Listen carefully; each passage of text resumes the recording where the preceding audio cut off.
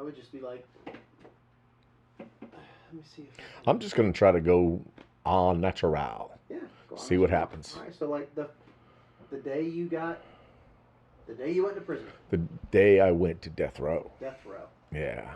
So, you ready? Yeah. All right. That was April 1st, 1987. I remember it very well because it was extremely ominous. The whole situation being brought after midnight into Central Prison was just off the chain. I can remember walking down the corridor with the guard. I've got leg shackles on, I've got waist chain, I've got handcuffs, and I'm just shuffling. And I can hear the scraping of the chain. You know, it's like, this is surreal.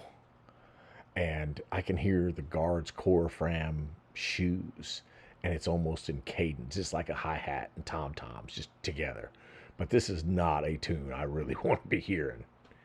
But I know what surreal is because it's like, it's a bad dream, but it's real and it shouldn't be. It really shouldn't. Oh, we stop in front of a cell block, and it's it's cell block F, Central Prison, death row, and my brain is still just exploding with what I heard the judge say earlier that day. And his last words to me were, "May God have mercy on your soul," and slammed the gavel down. I mean, I'm 19, man. I'm 19 years old, and I don't get all this. We talk about surreal. That's surreal. So the first door opens, and I go into a sally port, and I see it's controlled by an officer in a booth, but I can't really see him because there's only a shadow, and it's all electronic. They shut the one door behind me, and I'm looking and I'm hoping to see something, but I can't. And they open the other door. I get ushered in. I see 8 cells upstairs, 8 cell down, and I can hear inmates hollering. The first one I hear is, "A new fish to be speared," and I'm like, "What?" And then I'm hearing somebody else say, "How old is that mother trucker?"